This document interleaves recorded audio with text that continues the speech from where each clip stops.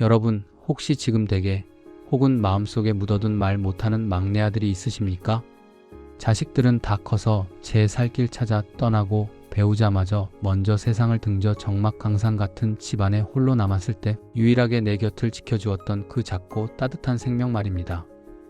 내가 돈이 많든 적든, 내가 늙어주름이 자글자글하든 상관없이 그저 현관문 여는 소리만 들리면 세상에서 내가 제일 반갑다는 듯 꼬리가 빠져라 흔들어대던 그 녀석. 오늘 들려드릴 이야기는 70평생 가장 외로웠던 시절을 함께 버텨준 늙은 개, 바둑이와 김할머니의 마지막 이별에 관한 이야기입니다. 사람보다 더 사람 같았던 17년을 한결같이 할머니만 바라보다 떠난 그 녀석의 마지막 모습이 어쩌면 여러분의 가슴속에 잠들어 있던 어떤 그리움을 깨울지도 모르겠습니다. 손수건 하나 준비하시고 가슴 먹먹한 그 사연 속으로 들어가 봅니다. 이야기의 시작은 17년 전 장마가 유난히 길었던 어느 여름날이었습니다. 김할머니가 남편을 먼저 떠나보내고 텅 빈 집에서 우두커니 마루만 닦고 있던 시절이었지요. 자식들은 장례식 치르고 올라가면서 어머니 자주 올게요 라고 했지만 사는 게 바쁜지 명절 때나 겨우 얼굴 비추는 게 다였습니다. 사람 온기가 그리워 텔레비전만 하루 종일 틀어놓던 어느 날 대문 밖에서 낑낑거리는 작은 소리가 들렸습니다. 나가보니 비에 쫄딱 젖은 강아지 한 마리가 처마 밑에서 벌벌 떨고 있었습니다. 털은 엉겨붙어 꼬질꼬질하고 며칠을 굶었는지 갈비뼈가 앙상한 믹스견이었습니다. 할머니는 그게 꼭 당신 처지 같아서 부엌에서 식은 밥에 멸치 국물을 말아내 주었습니다. 허겁지겁 밥을 먹은 녀석은 갈 데가 없는지 할머니 발치에 웅크리고 잠이 들었습니다.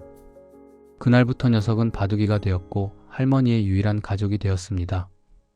바둑이는 참 영리한 녀석이었습니다. 할머니가 밭에 김 매러 가면 밭두렁에 앉아 잠자리를 쫓았고 시장에 가면 장바구니 든 할머니 뒤를 졸졸 따라다녔습니다. 동네 사람들이 아이고 저 똥개는 할매 보디가드네 보디가드하고 웃으면 할머니는 우리 막내 아들이지 하며 어깨를 으쓱하셨습니다. 자식들이 전화 한 통 없는 날이면 할머니는 마루에 앉아 바둑이를 껴안고 하소연을 했습니다. 바둑아, 니네 형들은 내가 죽었는지 살았는지 궁금하지도 않나 보다. 무소식이 희소식이라지만 어미 마음이 어디 그렇냐. 그러면 바둑이는 할머니 마음을 다 안다는 듯 까만 눈동자로 빤히 쳐다보며 할머니의 거친 손등을 까슬까슬한 혀로 할아주곤 했습니다. 그 따뜻한 온기가 할머니에게는 세상 그 어떤 위로보다 컸습니다. 겨울밤 외풍이 심한 안방에서 혼자 잠들 때면 바둑이는 꼭 할머니 발치에 파고들어 난로 역할을 해주었습니다. 할머니는 자다가 발에 닿는 바둑이의 따뜻한 배를 느끼며 내가 혼자가 아니구나 안도하며 잠이 들곤 했습니다. 세월은 유수와 같아서 할머니의 허리가 굽어가는 만큼 바둑이의 시간도 빠르게 흘렀습니다. 강아지의 시간은 사람보다 7배나 빠르다고 하지요. 어느덧 17년이라는 세월이 흘렀고 펄펄 날아다니던 바둑이도 이제는 늙고 병든 노견이 되었습니다. 검고 윤기 나던 털은 희끗희끗해졌고 맑았던 눈동자에는 백내장이 와서 뿌옇게 변해버렸습니다. 귀도 잘 안 들려서 할머니가 크게 불러야 겨우 고개를 돌렸고 관절염 때문에 일어설 때마다 끙하고 앓는 소리를 냈습니다. 할머니는 그런 바둑이가 안쓰러워 당신 먹을 고기를 아껴 바둑이 국에 넣어주고 관절에 좋다는 약초를 다려 먹였습니다. 바둑아, 너는 나보다 먼저 가면 안 된다. 나 심심해서 어떻게 살라고. 우리 같이 늙어가자. 할머니는 늙은 바둑이의 등을 쓰다듬으며 입버릇처럼 말했습니다. 하지만 이별의 시간은 예고도 없이 소리 없이 다가오고 있었습니다. 지난 겨울부터 바둑이의 상태가 눈에 띄게 나빠졌습니다. 밥그릇을 비우는 속도가 느려지더니 급기야는 좋아하는 고깃국을 줘도 고개를 돌리기 시작했습니다. 하루 종일 마루 한 구석에 누워 잠만 잤고 숨소리는 거칠어졌습니다. 동물병원 원장님은 고개를 저었습니다. 할머니, 마음의 준비를 하셔야겠어요. 노안이라 손 쓸 방법이 없습니다. 17년이면 정말 장수한 거예요. 편안하게 가게 해주는 게 최선입니다. 그 말을 들은 할머니는 병원 문을 나서며 주저앉아 펑펑 울었습니다. 안 된다, 이놈아. 네가 가면 나는 누구랑 사냐. 밥 한 숟갈이라도 더 먹어라. 집에 돌아온 할머니는 숟가락으로 미음을 떠서 억지로 바둑이 입에 넣어주었지만 바둑이는 힘없이 뱉어낼 뿐이었습니다. 그렇게 곡기를 끊은 지 일주일이 지났습니다. 바둑이는 이제 일어설 힘조차 없어 보였습니다. 앙상하게 마른 몸으로 누워서 할머니가 움직이는 대로 눈동자만 간신히 굴려 쫓았습니다. 할머니는 밤새 바둑이 곁을 지키며 말을 걸었습니다. 바둑아, 기억나냐? 너 처음에 우리 집 왔을 때 비 쫄딱 맞고 바들바들 떨던 거. 그때 내가 너 안 거뒀으면 어쩔 뻔했냐? 아니지, 네가 나를 거둬준 거지. 네 덕분에 내가 웃고 살았다. 고맙다, 내 새끼. 할머니의 눈물이 바둑이의 털 위로 뚝뚝 떨어졌습니다. 바둑이는 할머니의 울음소리를 듣고 힘겹게 꼬리 끝을 살짝 움직였습니다. 울지 마요, 할머니. 나 괜찮아요. 라고 말하는 것 같았습니다. 그러던 어느 날 아침이었습니다. 할머니는 바둑이가 숨 쉬는 게 심상치 않다는 걸 느꼈습니다. 숨을 몰아쉬는 간격이 점점 길어지고 있었습니다. 그런데 하필이면 할머니가 평소 드시던 혈압약이 똑 떨어지고 말았습니다. 읍내 약국까지 다녀오려면 버스를 타고 1시간은 걸리는데 혼자 두고 가자니 마음이 놓이지 않았습니다. 할머니는 바둑이의 귀에 대고 말했습니다. 바둑아, 할미가 약만 얼른 지어올게. 금방 갔다 올 테니까 어디 가지 말고 꼭 기다려야 한다. 알았지? 할미 올 때까지만 참아줘. 바둑이는 알아들었다는 듯 감겨가는 눈을 억지로 뜨고 할머니를 쳐다봤습니다. 할머니는 떨어지지 않는 발걸음을 옮겨 대문을 나섰습니다. 버스 정류장으로 가는 내내 뒤를 돌아보고 또 돌아봤습니다. 시장에서 약을 찍고 돌아오는 길, 버스가 왜 그리 늦게 오는지 야속한 시간만 흘러갔습니다.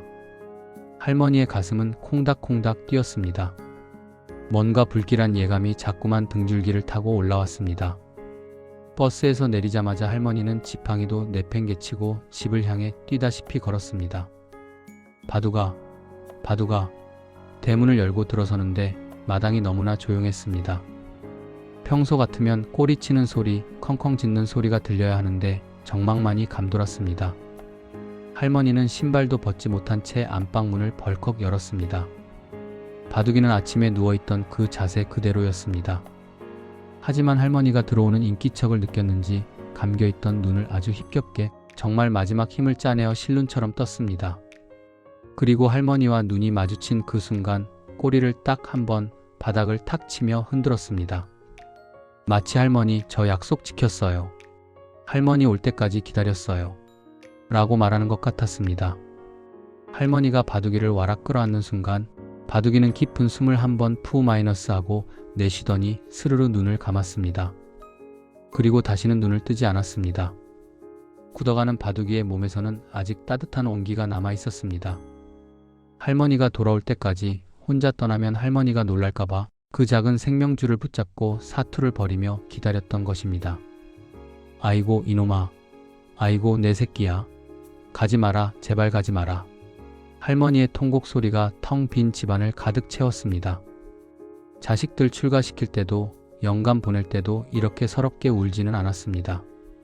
바둑이의 죽음은 할머니에게 단순히 개 한 마리가 죽은 게 아니었습니다. 지난 17년 할머니의 유일한 친구이자 자식이자 남편이었던 할머니의 세상 전부가 무너져 내린 것이나 다름없었기 때문입니다. 할머니는 바둑이의 식어가는 몸을 안고 한참을 울고 또 울었습니다. 미안하다. 맛있는 거 더 많이 못해줘서 미안하고 더 많이 안아주지 못해서 미안하다. 나 같은 주인 만나서 네가 고생만 하다 가는구나. 할머니는 바둑이가 평소 좋아하던 양지 바른 살구나무 밑에 녀석을 묻어주기로 했습니다. 딱딱하게 굳은 땅을 호미로 파면서 할머니는 바둑이와의 추억을 하나하나 땅에 같이 묻었습니다. 시장 갔다 오면 마중 나오던 모습, 천둥 칠 때면 무서워서 품에 파고들던 모습, 맛있는 간식을 주면 좋아서 뱅글뱅글 돌던 모습, 흙을 덮어주고 마지막으로 봉분 위에 바둑이가 평소 입던 낡은 조끼와 좋아하던 객검을 올려두었습니다. 바둑아, 거기는 안 춥지? 거기는 다리도 안 아프고 눈도 잘 보이지? 먼저 가서 영감 만나고 있어라. 나도 금방 따라갈 테니까. 거기서는 나 기다리지 말고 친구들하고 신나게 뛰어놀고 있어. 바둑이를 보내고 며칠 동안 할머니는 밥도 못 먹고 자리에 누워 앓았습니다. 습관이라는 게 참 무섭습니다. 아침에 눈을 뜨면 머리맡에 있어야 할 바둑이가 없고 밥을 먹다가도 식탁 밑에 녀석이 있을 것 같아 숟가락을 떨어뜨렸습니다. 밤이면 녀석의 코 고는 소리가 들리는 것 같아 자다가도 벌떡 일어났습니다. 집안 곳곳에 바둑이의 털이, 냄새가, 흔적이 남아있어 할머니를 더 힘들게 했습니다. 동네 사람들은 산 사람은 살아야지, 개 한 마리 죽은 거 가지고 너무 상심마소라고 위로했지만 그 말이 할머니 귀에는 들어오지 않았습니다. 그들에게는 그저 개였을지 몰라도 할머니에게는 가족이었으니까요. 그러던 어느 날 밤 할머니는 꿈을 꾸었습니다. 꿈속에서 넓은 꽃밭이 나왔는데 저 멀리서 아주 젊고 건강한 바둑이가 꼬리를 살랑살랑 흔들며 달려오는 것이었습니다. 백내장으로 뿌옇던 눈은 맑은 호수처럼 빛나고 있었고 절뚝거리던 다리는 사슴처럼 날쌈습니다. 바둑이는 할머니 품에 와락 안기더니 할머니 얼굴을 마구 할아주었습니다. 꿈속에서도 그 따뜻한 체온과 쿰쿰한 꽃순내가 너무나 생생했습니다. 할머니는 꿈속에서 바둑이를 꼭 껴안고 말했습니다. 내 새끼 이제 안 아프구나. 다행이다. 정말 다행이다. 바둑이는 할머니를 보며 환하게 웃는 표정을 짓더니 꽃밭 너머 무지개 다리 쪽으로 껑충껑충 뛰어갔습니다. 뒤도 돌아보지 않고 신나게 뛰어가는 뒷모습이 하나도 슬퍼 보이지 않았습니다. 잠에서 깬 할머니는 베개가 흠뻑 젖어 있는 것을 알았습니다. 하지만 마음은 한결 가벼워졌습니다. 바둑이가 잘 도착했다고, 나는 이제 안 아프니까 할머니도 밥 잘 먹고 건강하게 지내시라고 인사를 하러 온 것만 같았습니다. 할머니는 마당에 나가 바둑이 무덤을 쓰다듬으며 말했습니다. 그래, 알았다. 네가 그렇게 신나게 뛰어노니 내 마음이 놓인다. 나중에 우리 다시 만날 때는 바둑아, 부디 사람으로 태어나거라. 내 아들로 태어나거라. 그래서 그때는 말도 하고 맛있는 것도 같이 먹고 오래오래 같이 살자꾸나. 내가 매일매일 따뜻한 밥 지어줄게.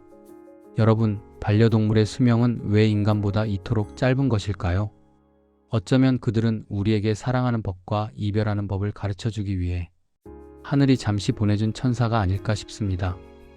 말 한마디 못하지만 그 깊은 눈망울로 우리의 슬픔을 다 읽어내고 온몸으로 사랑을 표현하다가 자신의 모든 것을 주고 떠나는 존재들. 지금 여러분 곁에 반려동물이 있다면 오늘 꼭 한번 따뜻하게 안아주세요. 그리고 말해주세요.